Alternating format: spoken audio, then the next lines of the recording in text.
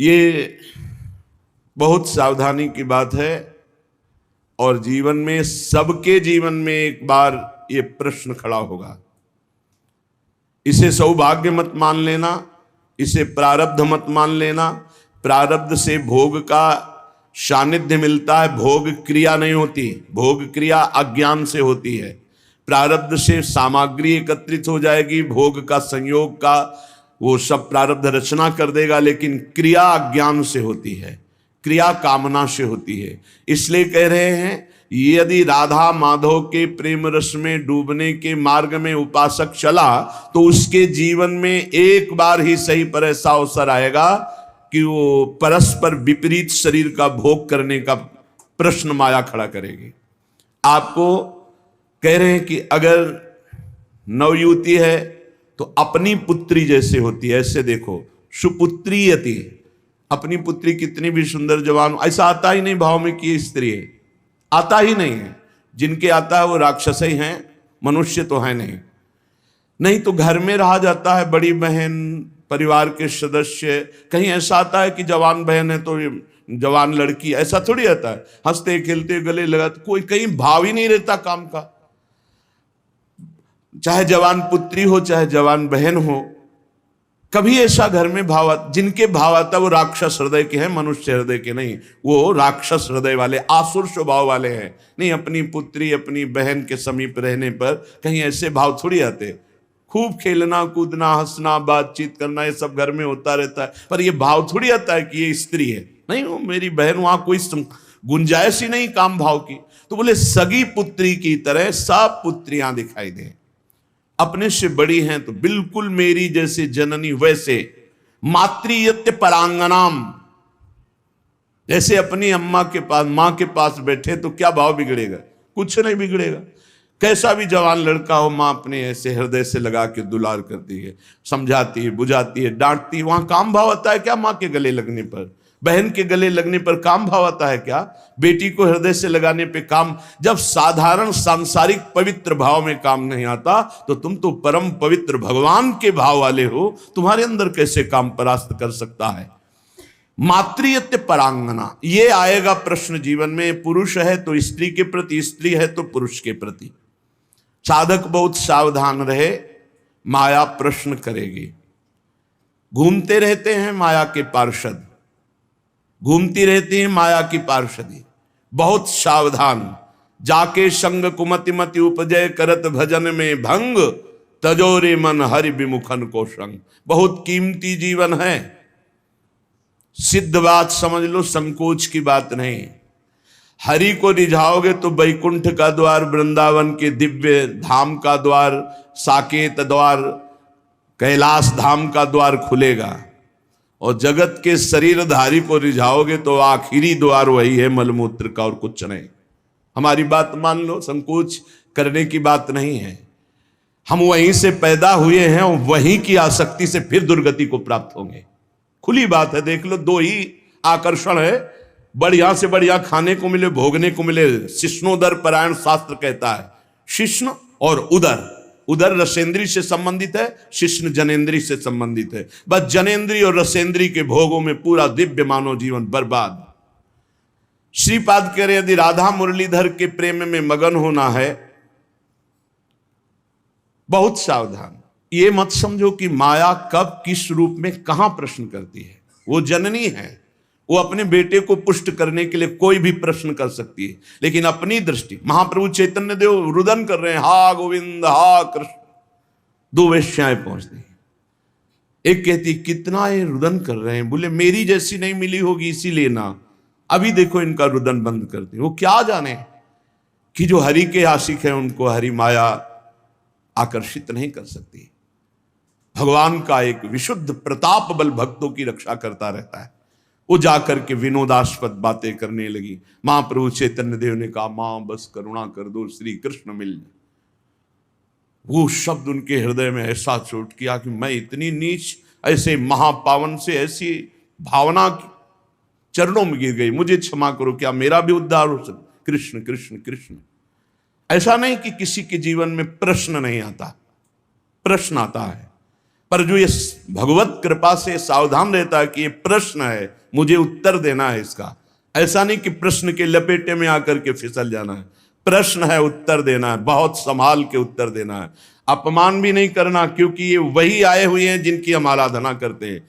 वो कुछ भी रूप, वो मोहिनी रूप भी तो धारण किए ना, वो कुछ भी रूप धारण कर सकते हैं। मेरे प्रीतम है तो बस उस समय प्रभु आप ही मेरी रक्षा करो, आप ही मुझे बचाओ।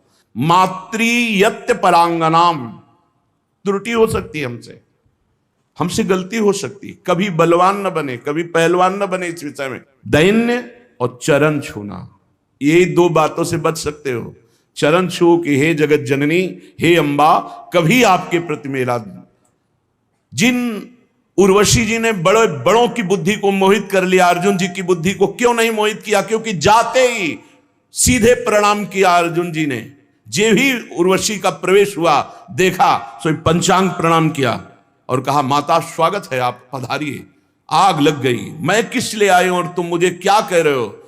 आज के बाद कभी माता शब्द उच्चारण मत करना। उन्होंने कहा पुनः कहता हूं, कुंती माता से भी अधिक पूज्य मैं तुम्हें देखता हूं। कुछ नहीं बिगाड़ पाई उर्वशी जी, यहां तक कि साप तक दे दिया। पहली दृष्टि पड़ते ही या तो नव किशोरी जगदम्बा, लाडली जी की सहचरी, या मां, या अपना पवित्र भाव तुरंत आरोपित कीजिए। और स्त्री शरीर को लिखा है, भ्राता पिता पुत्र निज जैसे, मध्यम परपति देखई कैसे। भ्राता पिता पुत्र निज जैसे, बराबर का है तो सगा भाई। क्या सगा भाई को देखकर काम जागृत होता है? क्या अपने छोटे बेटे को देखकर काम जागृत होता है? क्या पिता को देखकर काम जागृत होता है? भ्राता पिता पुत्र निज जैसे। आवश्यकता पर बात करें, नहीं एकांत सेवन करें। बलवान इंद्रिय ग्रामो विद्वानम अपि कर्षति, शास्त्र आदेश करता है। पर उपासक को ये पक्का विश्वास कर लेना चाहिए कि मेरे जीवन में ये प्रश्न आएगा, आता है, आता रहेगा।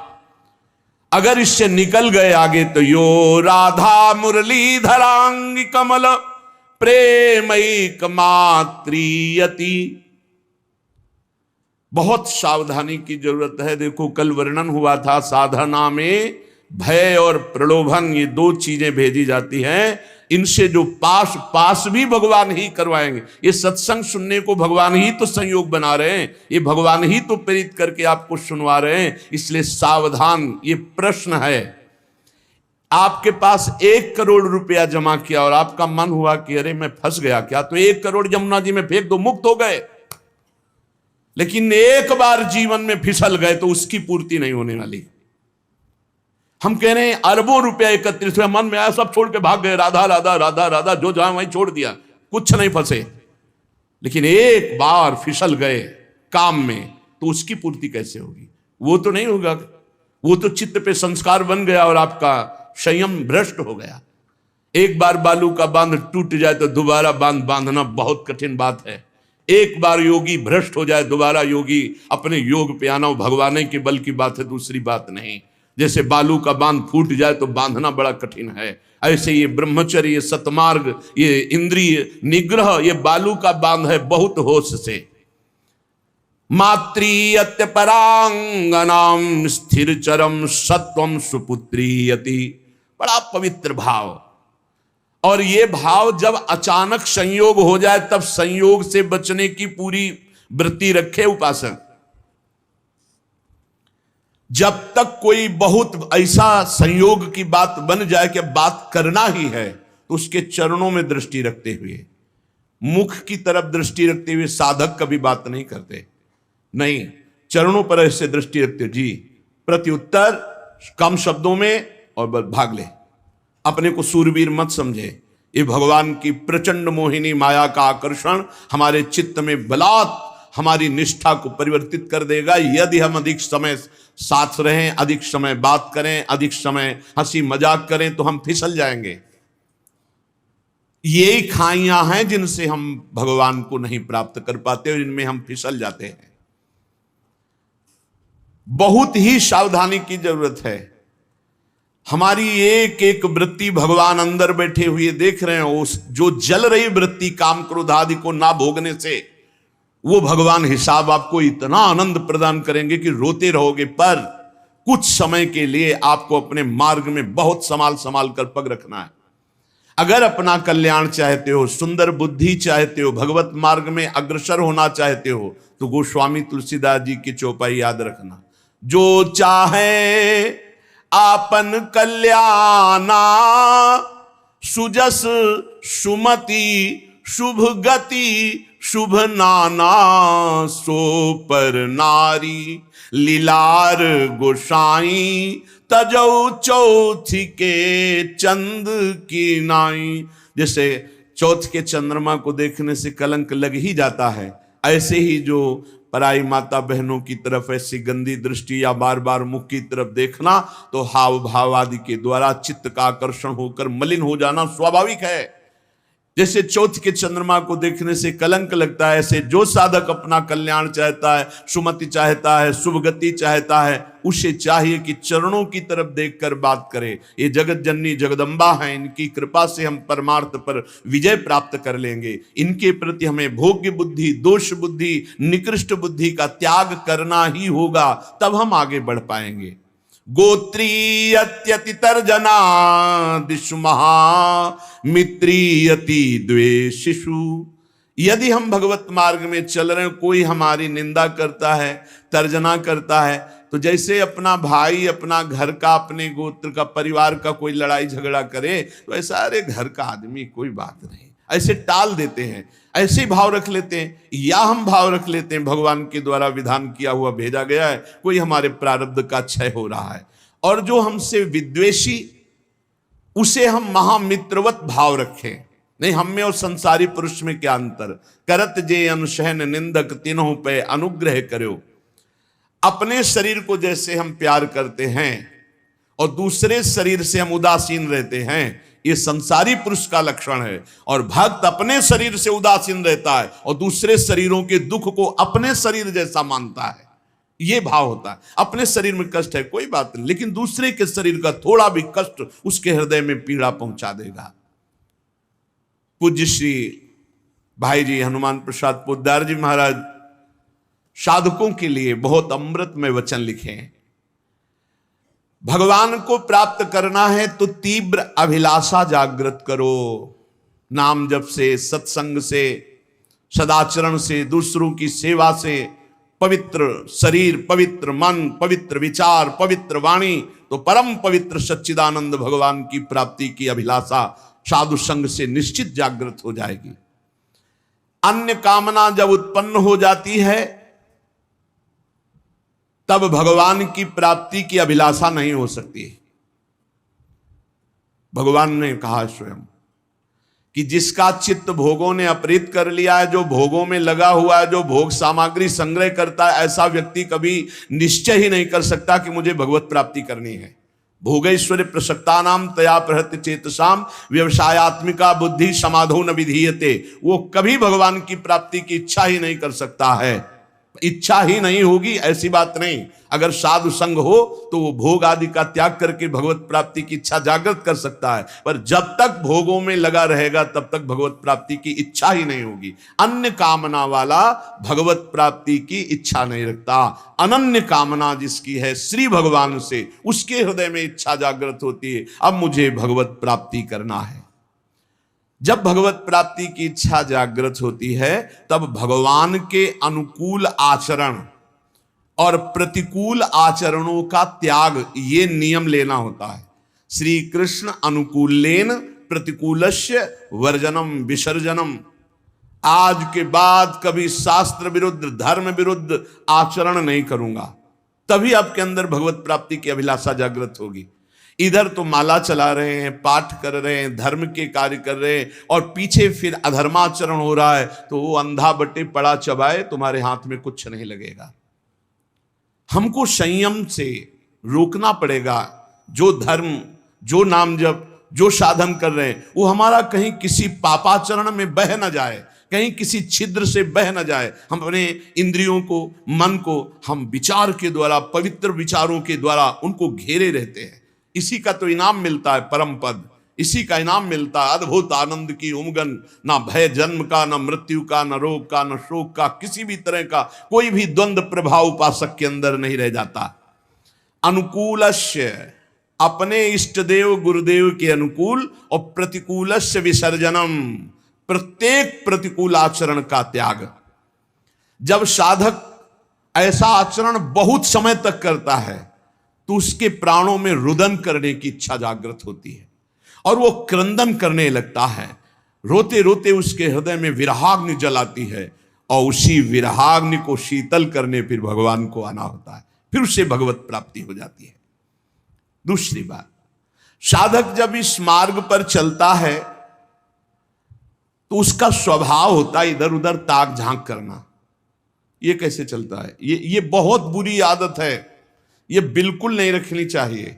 पर दोष दर्शन से सबसे बड़ा घाटा होता है कि हम जो दोष दूसरे में देखते हैं, देखने की चेष्टा करते हैं, वो दोष हम में जागृत हो जाता है। इसलिए साधक को इधर उधर ताक झांक करने वाला स्वभाव नहीं रखना चाहिए। छोटी छोटी बातें होती हैं जिनमें हम फिसल जाते हैं। हर साधक इस बात को समझ ले, परमार्थ में चलने पर इधर उधर ताक झांक, पड़ोस बगल वाला साधक क्या करता है, अगर ये दोष दर्शन की वृत्ति रही तो ऐसे ही नीचे खड़े रहोगे, परमार्थ की ऊंचाई पर नहीं चढ़ पाओगे। इधर उधर ताकने वाला साधक लक्ष्य तक कभी पहुंच ही नहीं सकता। सिद्ध महापुरुषों के वचन है। साधक को चाहिए कि अपनी दृष्टि केवल अपने लक्ष्य पर रखते हुए, लक्ष्य हमारा क्या है? सर्वान वस्तुतया निरीक्ष परम स्वाराध्य बुद्धिर्मम, मेरे भगवान ही सब रूपों में, बस सारा नाटक वही कर रहे हैं। हमको ये नहीं देखना ये कमी इसमें साधक में है या कमी उस साधक, ये गुरु देखें या भगवान देखें, वो सुधार करें, हमारा ठेका नहीं है। हमारा ठेका है अपनी कमी देखना और भगवान को प्राप्त करना। सत्संग अपने लिए होता, दूसरों के ऊपर थोपने के लिए नहीं होता, दूसरों के दोष दर्शन के लिए नहीं होता, वो अपने मन को शासन में लाने के लिए सत्संग होता है। साधक जब इस दोष से आगे बढ़ता है, ये बहुत जोर का दोष होता है, जब इससे आगे साधक बढ़ता है तो उसके जीवन में प्रलोभन आता है। जब प्रलोभन से बचता है तो फिर भय आता है। बड़े बड़े भय आते हैं भक्तों के जीवन में। फांसी की सजा निश्चित हो गई, आग में जलाने निश्चित हो गया, जहर पिला दिया गया, क्या क्या। जब प्रलोभन और भय से भी आगे निकलता है तब दिव्य सिद्धियां, आकाश में उड़ जाओ जहां जिस लोक में, जब इनसे भी आगे निकल जाए, जीवित मर जाए उलट आप में समाया है दिलगिरी, एकदम खाक, तब भगवान की प्राप्ति होती है। वो संसार चक्र का भेदन करके सच्चिदानंद स्वरूप को प्राप्त कर लेता है। वैराग्य दो प्रकार का होता है, एक समल वैराग्य और एक विमल वैराग्य। सांसारिक प्रतिकूलता को लेकर जो घर त्यागा जाता है उसे समल वैराग्य कहते हैं। ये समल, मल का प्रयोग नहीं होना चाहिए। ये मल है वासना, कामना, रुपया, पैसा। हाँ, हमारा भरण पोषण ईश्वर के द्वारा सारे विश्व का करते, तो हम जितने वैरागी जन विश्व में हैं, भगवान विश्वम्बर सबका भरण पोषण कर रहे हैं, लेकिन बहुत सावधानी से मुनीमगिरी करनी है। मालिक हैं भगवान, मुनीम हैं हम, तो मुनीम का लेना देना बहुत हिसाब में होना चाहिए। हिसाब से चूक हुई तो चूक हो जाएगी, बड़ी चूक हो जाएगी।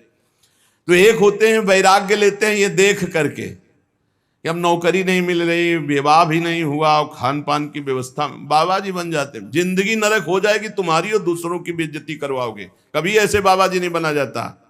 बाबा जी बना जाता है, सब व्यवस्थाएं हैं, लेकिन अब मन नहीं लग रहा, ऐसा लग रहा है मुझे भगवान चाहिए, तब इसे विमल वैराग्य कहते हैं। अगर समल, ये जो समल वैराग्य है, इस समल वैराग्य को यदि विमल वैराग्य मिल जाए तो वासना हट जाए और निर्मल मार्ग में चल पड़ेगा। ऐसा नहीं कि उसका कल्याण नहीं होगा, पर है बहुत गड़बड़। वैराग्य के दो रूप है, एक समल वैराग्य, एक विमल वैराग्य। समल वैराग्य होता है कि हर किसी न किसी विषय की अभाव स्थिति में बाबा जी बन जाना, वैरागी बन, बहुत खतरनाक, बहुत घटिया जीवन व्यतीत होता। बहुत घटिया हम शब्द में कह रहे हैं, लाख प्रकार से समझाओ उसको समझ में नहीं आता। वो केवल वासना की पूर्ति ऐसे लोगों के द्वारा बहुत अहित होता है संत समाज का। क्योंकि उनके अंदर कोई लक्ष्य भगवत प्राप्ति नहीं, कोई साधुता नहीं, और वेश साधुता का वो बहुत तरह से हानि करते हैं। और कहे तो संत ही जाएंगे क्योंकि वेश है, तो इसलिए बड़ा अपमान संतों का होता है। उनका लक्ष्य नहीं होता भगवत प्राप्ति, उनका लक्ष्य नहीं होता सतमार्ग, वो केवल वासनाओं की पूर्ति। बहुत विचित्र होता है, ये भी सब देखा है। भ्रमण के समय भगवान बड़ी कृपा किए तो सब भ्रमण में साधु पक्का हो जाता है। भूख प्यास गर्मी सर्दी मान गाली या मार पीट सब कुछ सहना पड़ता है, सब सहना पड़ता है, उससे परिपक्व हो जाता है। तो जो किसी प्रतिकूलता को लेकर वैराग्य होता है, वो समल वैराग्य होता है। ये ज्यादा दिन नहीं, ये फंसे फंसाए, ये फंसी बिल्कुल फंस जाते हैं। मन जो है ये जब भगवान के लिए व्याकुल हो तब घर छोड़ना चाहिए। नहीं तो हम कह रहे हैं कि भले आप लेबरी करके जियो लेकिन बाबा जी मत बनना। बाबा जी बनने के लिए एक केवल बात है, अब मुझे भगवान चाहिए, अब आपको कोई परास्त नहीं कर सकता त्रिभुवन में। ये बस बात तुम्हारे अंदर बैठ जाए, आप समझो केवल 2 वर्ष गुरुदेव भगवान 13, 14, 15 और इसके बाद पधार गए। अब पूरा जीवन अनाथ हो गया। अब हम किसके सहारे चले, कैसे चले? अब एक भारी विपत्ति, भारी अव्यवस्था कि हम पुत्र की तरह जिनकी गोद में बैठकर चल रहे थे वो तो अंतर्ध्यान हो गए। अब हमको कौन संभाले? उस समय श्री भगवान का जो तेज हमारे साथ था, हम आपको बताया जब हमारी समस्या आती थी तो संत और आकाश ये 2 का सानिध्य हो जाता था। एकदम एक दिन 3 बजे सुबह तड़के नहा के से आकाश की तरफ कहा, गुरुदेव भगवान अभी तक तो हम निश्चिंत थे आपके बल पर, अब तो मुझे मार्ग भी पता नहीं कैसे चलना है, पूरा जीवन है, कोई साथी नहीं, किसी पर भरोसा नहीं। हमारा शुरू से किसी पर भरोसा नहीं था। भगवत प्रेरणा से, भगवत कृपा से एक हमारे दिमाग में बैठ गया था कि भगवान के सिवा, गुरुदेव के सिवा इस संसार में कोई सतमार्ग में नहीं चला सकता और गिराने वाला हो सकता है। इसलिए कभी हम किसी की सलाह नहीं मानी, कभी हम किसी से प्रश्न नहीं किया, कभी हम किसी की बात सुनने की चेष्टा नहीं की। जो बात गुरु जी ने कही थी उसी को घुमा घुमा करके बार बार उसी पे चलने की चेष्टा की। प्रेरणा आई, उतर जाओ गंगा के तीर पर और कभी किसी एक आश्रम में मत रुकना, बस भ्रमण करो। बस तुरंत मन में आया, बस सफीपुर घाट से कूद पड़े गंगा किनारे, एक गीता पूरा फिर यहां तक वही सच्चिदानंद परम तत्व घुमा। अगर थोड़ा भी कुछ राग लेकर घर से निकलोगे तो फंस जाओगे। आश्रम व्यवस्था कई जगह भ्रमण में से प्रलोभन आएगी, यहाँ के महंत बन जाओ, अब ऐसे यहाँ। जब तक भगवत प्राप्ति नहीं तो राम काज की नहीं बिनु मोहि कहाँ विश्राम। समल वैराग्य इस प्रयास देखना चाहिए साधक को कि कोई वासना लेकर आए तो फटाफट उसका ऑपरेशन कर डालो। गुरुजनों के सानिध्य में, सत्संग में नहीं तो ये वासना कहीं ना कहीं फंसाकर चौपट कर देगी। किसी सांसारिक प्रतिकूलता को देख करके अनुकूलता पाने के लिए तो बाबा जी नहीं बन गया कोई, या अनुकूलता पाने के लिए वैराग्य का नाटक तो नहीं कर रहा। ये बहुत हानिकारक है, परमार्थ में आगे नहीं बढ़ने देगा। विमल वैराग्य जिसमें विषयाशक्ति है पर वो विषयाशक्ति को मिटाना चाहता है, वो तृष्णा रहित होना चाहता है, वो भगवत प्राप्ति करना चाहता है, वो कहीं भी विश्राम नहीं मानना चाहता, केवल भगवान की प्राप्ति। वो सूरवीर, ये महान योद्धा सातरत्य सातरत्य सा लोकांतरत पार कर देगा, जीवन पार कर देगा, कोई नहीं इसे परास्त कर सकता। दुख दोष ये मिटाने के लिए हम भगवत मार्ग में आते हैं। देखिए, दुख दोष मिटाने के लिए हम भगवत मार्ग में आते हैं। जो उपासक भोगों का रागी होगा, सुख सुविधाएं हर्षित, ठाकुर को देखकर हर्षित होने का कब तुम्हारा भाव आएगा? मन अति हर्ष जनावनते ही आज देखी हो परम से। अरे विश्व की हर संपत्ति चरणों में फेंक दी जाए तो भी ऐसे उधर देखने की इच्छा न हो। सुरपति नरपति लोकपति जिनके भावे घास रहे, परम आनंद में तज सबई गए। सच्चिदानंद का आशिक और छोटी मोटी वस्तुओं में हर्षित हो जाए, ऐसा बुरा लगना चाहिए संसार की पद प्रतिष्ठा भोग सामग्री। जैसे तुम्हें कई अरब रुपया का संकल्प बनाया, तुम्हें 5 का नोट दिया जाए, ये ले 5 का, तो कैसा लगेगा? मानो थप्पड़ मारा। ऐसे अखिल कोटि ब्रह्मांड नायक चाहिए तो लोक परलोक के भोग तुम्हें विश्वत लगने चाहिए। ब्रह्मादिक के भोग सब विषम लागत ताई, नारायण ब्रज चंद की लगन लगी, कहीं राजी हो जाए। हे साधक सावधान, कहीं राजी नहीं, अपने को हर समय कसौटी में कसते रहो, कोई जान न पावे। सब सुविधा होने पर आप अपने को कसौटी में कसो। तुम शरीर नहीं हो, तुम मन नहीं हो, तुम इंद्री नहीं हो। कभी कभी पूरा दिन भूखे रह गए, कोई जान न पाया। और दिनचर्या में फर्क नहीं पड़ना चाहिए। दिनचर्या में फर्क पड़े तो तुम साधु नहीं। दिनचर्या में फर्क न पड़े और अपने आप को कभी ऐसे और खूब भजन परायण। और जब एक समाहित चित्त हो गया, भजन से चित्त नहीं हटता, तो ये सब खत्म हो जाता है। फिर तो जो जैसे प्रभु रखे, जो ही प्यारो करे, सोई मोहि भावे। पहले कसौटी में कसना चाहिए अपने आप को।